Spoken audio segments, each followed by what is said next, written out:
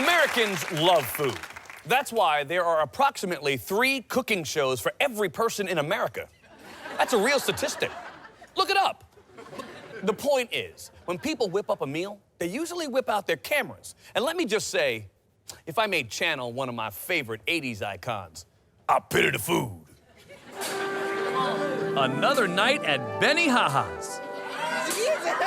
His friends cheer until they realize he's hogging all the appetizers.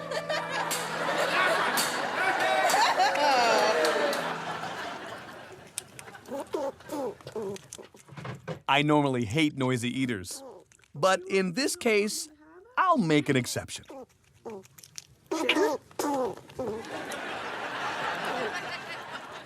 You like pecans? Pecans? Pecans? You see a cup holder. He sees a cone holder.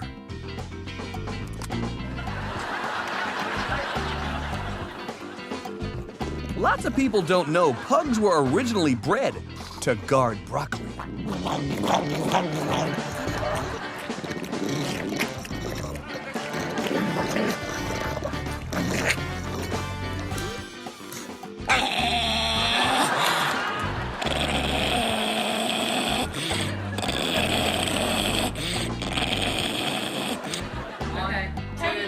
They think those are caramel apples. We know they're caramel onions.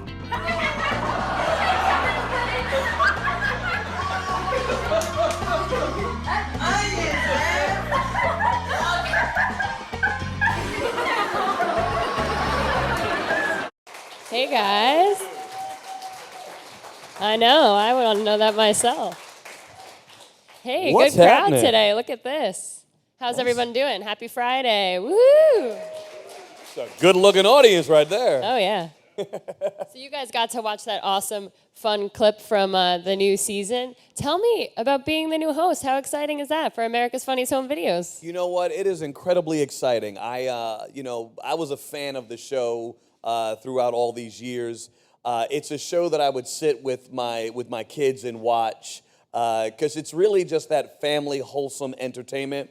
While you get to see people do some really dumb stuff and hurt themselves, or cute kids or dogs, but it's an honor. It's an honor for me to be part of this show. And it's been a staple in so many families' homes. I know I've watched the show for years and years with my grandma, my parents, my brothers, everybody around. So tell me, were you nervous to take on this job as host? I typically don't get nervous just simply because I've always viewed things as an opportunity. I'm one of those half full, guys. So I look at this as like an opportunity for me to continue learning and being better as a host. And it's a show that I watch and I'm a fan of. So, I don't look at things in terms of like, oh, well, what if I fail? I'm going to succeed and then have an opportunity to do this forever because it's been on forever. And I say as a joke all the time, I want to do 1 season longer than Tom Bergeron, and he did 15. So I'm trying to do 16 seasons. That's a long time. Here we go, guys. That's going to be good. So did you get any advice from your buddy Tom before taking on the role? Well, the advice I simply got was just be yourself. Just do you. I think the key to the show is, just being your own person and bringing your own personality. Clearly got to know Tom, while doing Dancing with the Stars, and it's just about be yourself. And that's kind of what we've been doing so far on the show, is allowing the format and what the show is, but bringing my kind of energy and my tone to a show that is classic. I was going to ask kind of about the format. Any changes for this, new season with you, or is it the same old? It's the same format. We're not messing with the format. The idea is if it ain't broke, don't fix it, yeah. Right? And clearly, going into their 26th season, they clearly have got the formula down. We're not going to mess with that. But it's a new set. There's new technology on the set, a new theme song, new host. I think with technology today, where everybody has a cell phone on them that can videotape anything at any moment, we're getting a ton of great videos. So the quality of the videos are better. You know, we every once in a while we will show some of the old school videos, but it's the quality is, you know, iPhone quality. So it's looking better, it feels better, and it just feels like it has a new fresh coat of paint on it. Are you a part of the video selection at all? What's that like? How do the producers choose which videos and which topics to feature on the show? I'm not part of any of that. Like I host. You know, I walk out and say the jokes they write for me. But I know that, you know, the submissions come in. Typically, people upload the videos right to afv.com, and they go through it. They've got a team of young people, because clearly older people could not sit at the computers that long looking at all the footage that comes in, and they just pick through it, and they send a list to the producers, and they look through the videos and then decide, you know, what videos are funny and what makes the show. So tell us about this Sunday. What kind of videos can we look forward to seeing this week? What's one of your favorites? Well, you know, I like my whole style of video that I like is what we call epic fails. I like it when people try to do something that they simply shouldn't try and do. When someone, I'm not sure whether it's on this episode because we've done so many so far, but there's the guy, like, you know, trying to jump into a lake, but he's on top of a roof, and it's a roof that is metal, and he's wet. Well, you can clearly understand that a wet roof with someone being wet trying to jump off, his footing is not very good, and he slides and into the water, and I laugh a lot because of that. Isn't that kind of sick, though, how we laugh when we see people get injured? Like, well, what? the thing that they say always is that no one ever really gets injured on the show. We make sure that all of the videos, no one's really hurt. Yeah. But when you get a good owie, it's funny. My favorite thing to do is well, not my favorite, because that makes me sound really lame, but I go on YouTube and I watch all these videos of people falling, and it really cheers me up, which is really like bad. But you're like, I am so happy he fell and hurt himself.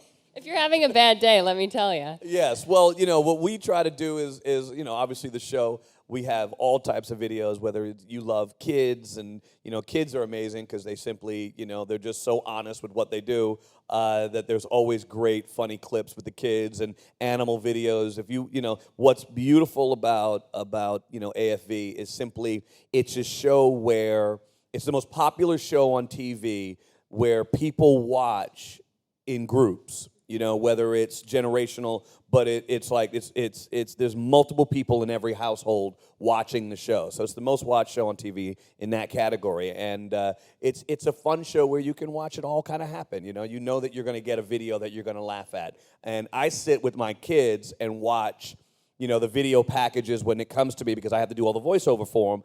And my kids will sit with me watching the packages, and even my 2-year-old is laughing out loud at what's happening, and we do sign language, so he always goes, more, I want to watch more. So, you know, it just is a testament to what the show is. It's always funny, and people always enjoy it. I was going to ask you about your kids. Have you had a moment with them that could probably be featured on the show? Any funny videos? I don't have any yet. My wife definitely, you know, took some video a few weeks back with my boy AJ.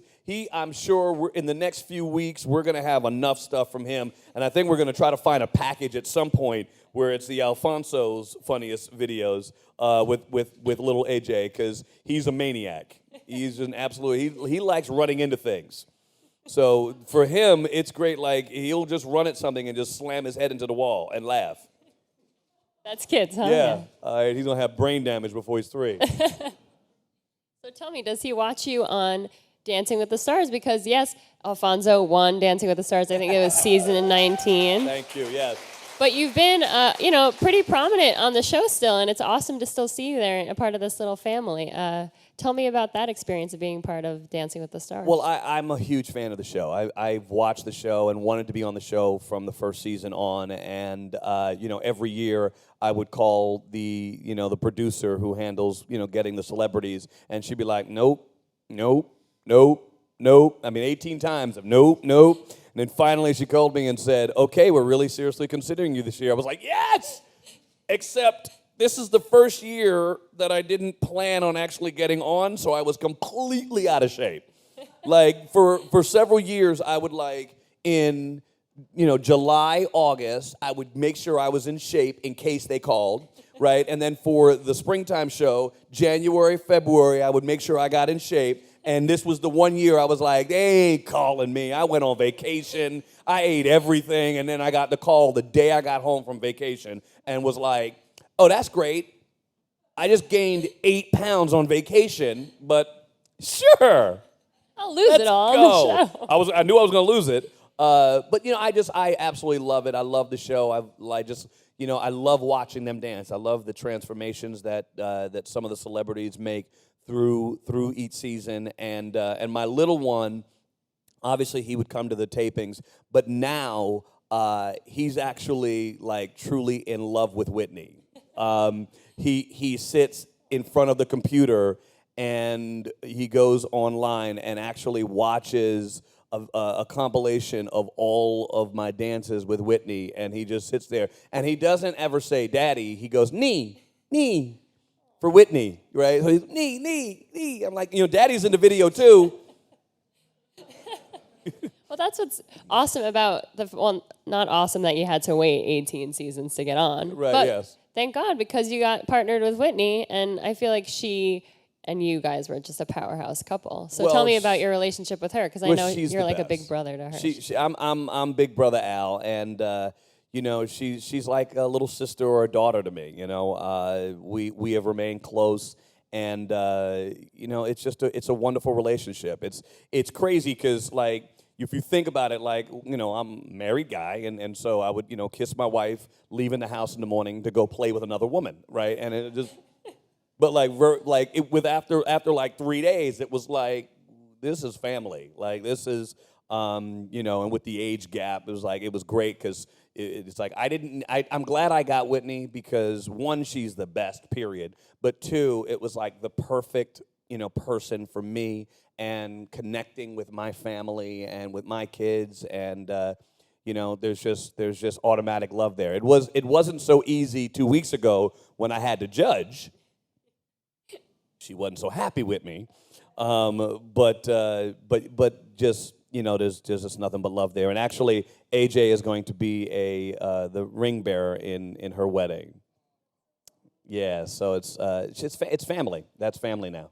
So yeah, DWTS as we call it upstairs is your family, and you mentioned that you were a guest judge recently, and you were a host this past Monday. Yeah. You helped out a friend there with Tom Bergeron, who's dealing with something personal in his life. Absolutely. So tell me about that hosting gig. Was it much crazier because it's live TV than absolutely ABF? Nuts. The fact that I got the call on Sunday at 1:30 in the afternoon that Tom was going to fly back to Connecticut to be with his dad. And I knew the week earlier that I was on standby, but I'd gotten a phone call earlier in the day saying, oh, we're not going to need you, Tom's going to be here.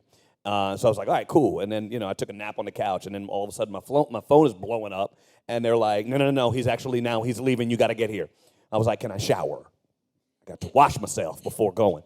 And so I went there and started the process of learning how to host, Dancing with the Stars, a live 2-hour broadcast that I had never done a live broadcast before as a host. All the things that I've done has always been taped.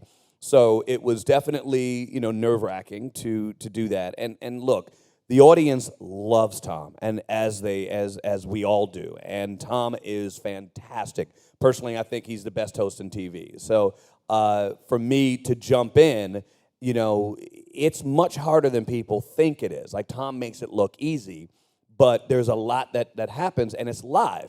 So anything can happen, and you have to be prepared for it all. Kind of like it did when Gary Busey decided that he didn't want to stop talking at the end of the show when he got voted off, and actually shushed me and pushed the mic away and then tried to take the mic from me on live TV. And it's like, you know, as a host, this is your gun, like a cop. You never let someone take your gun, right? So he tried to take my gun. It was crazy, and but I was like, I know what I'm gonna do. I'm gonna take 3 steps over to the side, let the camera go with me, and then they can turn his mic down, and I can get us to commercial. Because a show like that's live, you have to get out on time. Yeah. And you have to keep your cool because you're keeping the show going. And you can't be rude, right? So you have to be, you know, cordial and nice. But Gary is a wonderful dude. So it worked out. It worked out. He was like, "Do not interrupt me." I watched that. That was pretty intense. Sorry. So tell me about some of the cast members this season. We were talking a little bit backstage, how Bindi is on top as well as Nick Carter.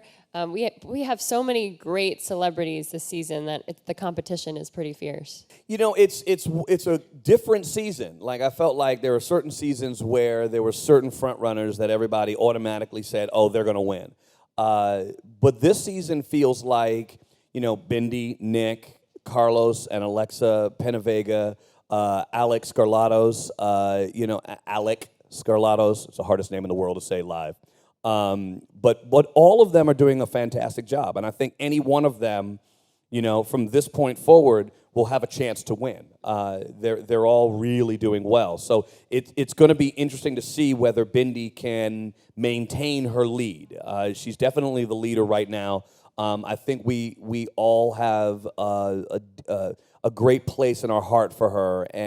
But the hard part for her now is, I felt like last week, I don't know how she tops last week, because it being, you know, most memorable year and emotional episode, we could fully connect to her last week.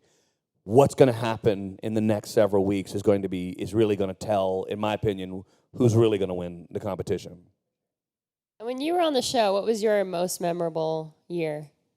Well, it's very funny because this is the funny story on Dancing with the Stars. So they came to me and they were like, "All right, so what's your most memorable year?" And I said, "Well, 1984."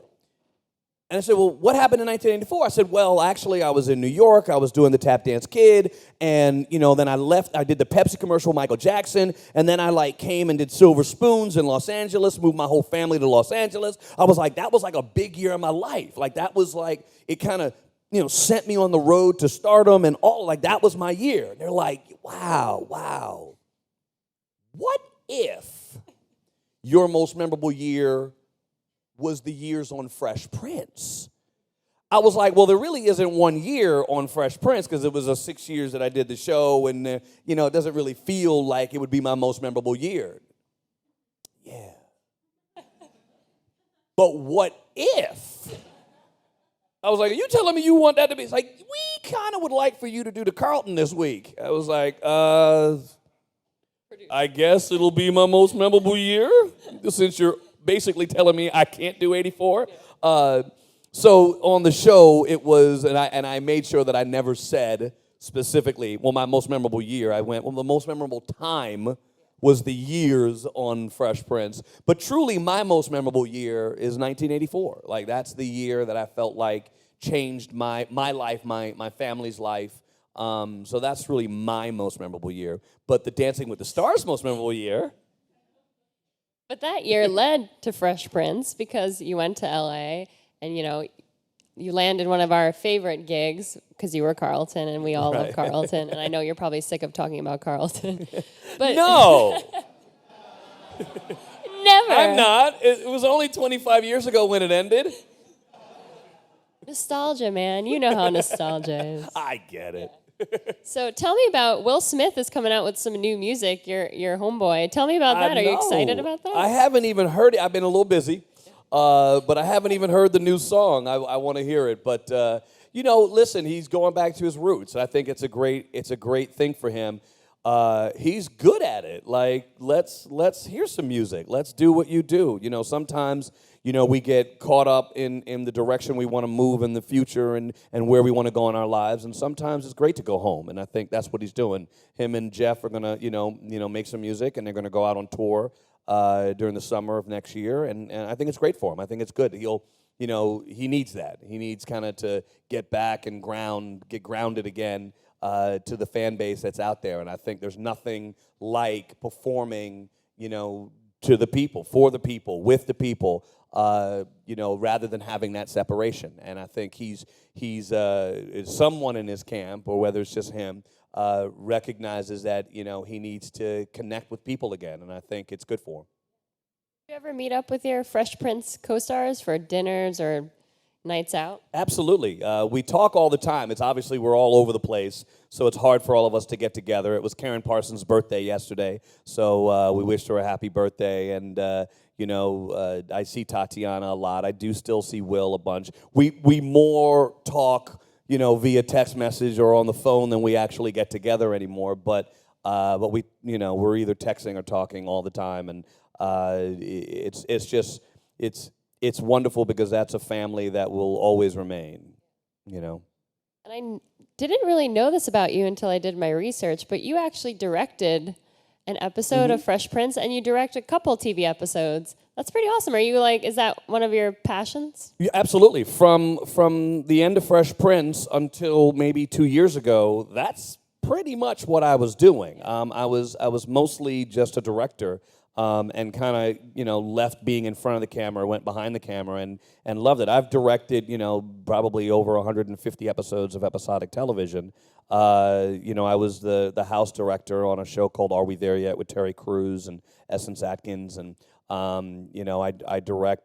used to direct Shake It Up. In a few weeks, I'm going to be directing another Disney series called KC Undercover with Zendaya and Kadeem Hardison, and it's great. I love it. I love doing it. It's like it's for me. It's kind of taking all of the areas that I feel like I've worked hard at learning how to do it all, and I get to do it as a director. I get to utilize cameras and blocking and acting and camera work and the lighting and figuring it all out and ultimately how to tell stories. I mean, that's really what we're doing in show business, is just telling stories. And I feel like one of my passions is telling stories. So, at home, my wife goes, "Can you tell the short version of your story instead of the long version? Because you're good at the long version."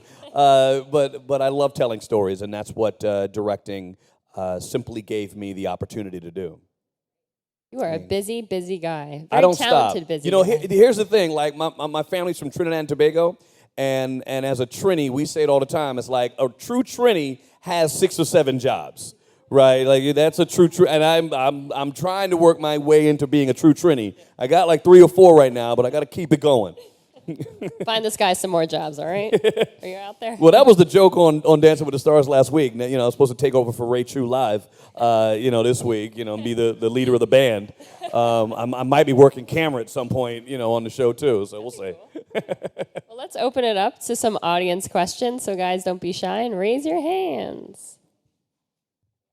Right there in front.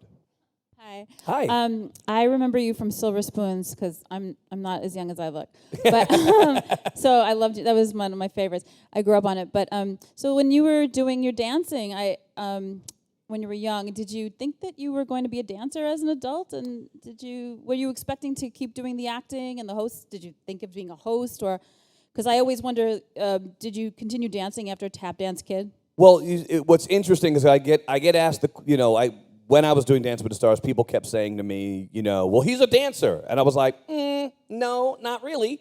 I've only learned how to tap dance. That's the only classes I've ever taken. Everything else is just a natural ability to move and have body awareness, right? Like, basically dancing is body awareness with technique. So I've always had body awareness, and I've always loved dancing, but I've only taken tap dance classes. I certainly never thought of myself as a dancer ever, really. I mean, when I did Tap Dance Kid, I had never danced before, ever, and they taught me to dance to star as the Tap Dance Kid. And so people have always thought of me like people laugh online as the Alfonso Ribeiro breakdance board and video. I didn't break dance. My brothers broke dance. They would break dance, and they're the ones actually in the commercial doing all the break dancing, and I'm the one standing there in my little Michael Jackson jacket talking like I'm dancing. So I was always more of an actor and a singer. Singing is the thing that I've actually throughout my years felt the most passionate about. But with music, it's if you don't play an instrument, you got somebody else writing it, and it's hard to create your own style. So I just never went down that road. But I certainly never thought of myself as a dancer. So it was kind of wonderful that I actually got to do Dancing with the Stars, because the whole time as it was for me, I wanted to learn actually how to dance. And the funny story is, so, maybe week 3 or 4 on Dancing with the Stars, I would go out and we'd perform on the Monday, and then we'd start learning the next dance on the Tuesday. And Whitney would say to me all the time, she would be like, I don't understand how you could be so good last night and suck so badly today. And I was like, because I don't know what I'm doing. I'm starting at ground zero just like everybody here. Like, even though I will get good at the beginning, no clue what I was doing. And so I had to learn all of these styles and techniques and from the beginning. So I loved it. I loved dancing. I was the dude who, when I went to a club when I was younger, I would be on the dance floor, hanging and dancing. I didn't know what I was doing, but I was like, I'd watch somebody do something and go, oh, I'm going to try that. I'm a visual learner.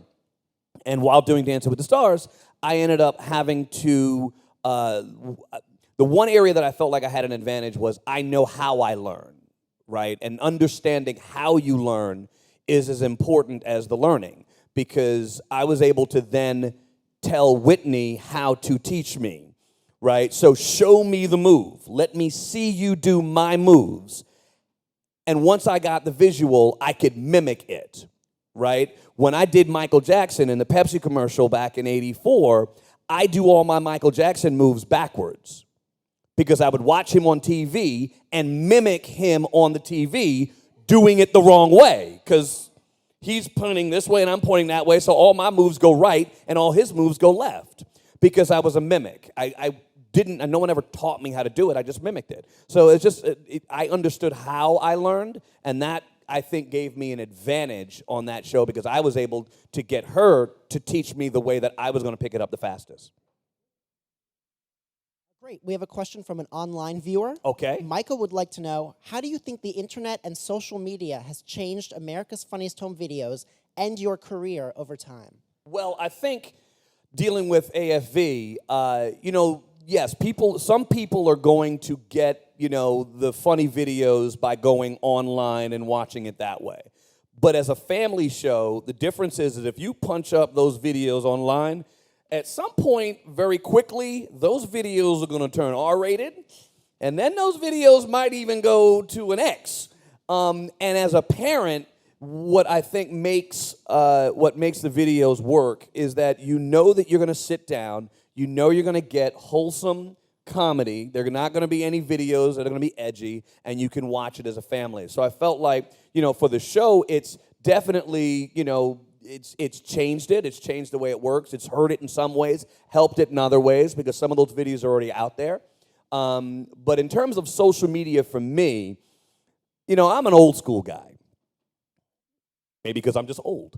But I have fundamental problems with social media.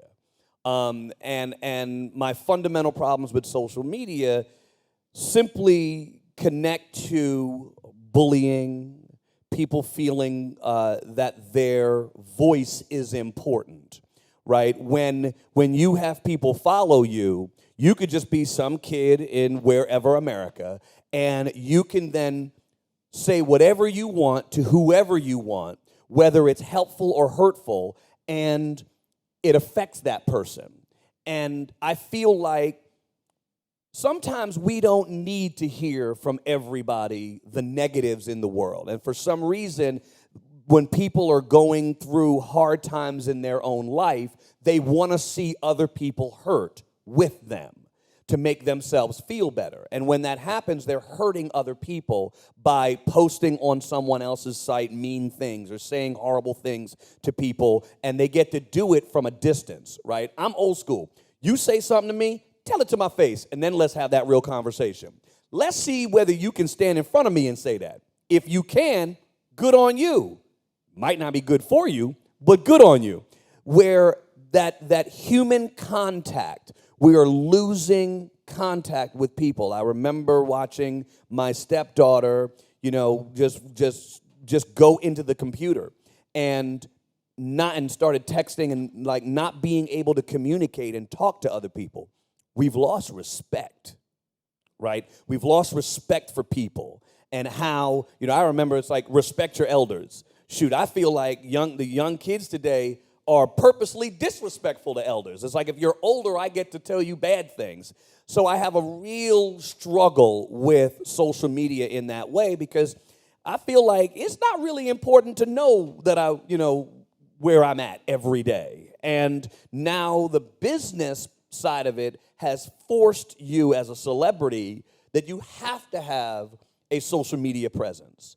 Whereas back in the old school, you didn't have social media. You were able to keep your personal life personal, right? Why does your fan base have to actually be in your house, right? I don't understand it. I know that I got to do it, and I do it, but I do it begrudgingly because I always feel like, well, it's none of your business what I'm doing in my personal life. It's my personal life. I go on camera to deliver goods, and that should be the part of the world that people get to see, not what I'm doing with my family and with my own life. It's a weird thing. So it's changed me in certain ways because I've had to do things that I don't want to do, but the business basically demands that you do it. A lot of people feel that way. All the kids are like this. Well, then I don't like you then. No, you made good points, very good points. We got time for one more question right here. Hey, I just have two quick things. One, I wanted to know, is it unusual to be loved by anyone, or is it not unusual? But pump. There you go. And also, I wanted to know, you did the Carlton with Justin Timberlake and Will Smith. Who's next? That's a question that is impossible to answer. That is the impossible answered question. I cannot tell the future. I'd have no clue when, who I will, hopefully no one. Hey, maybe. Hopefully I'll never have to do it again. Maybe with that guy back there. You want to do the Carlton? Hopefully no one.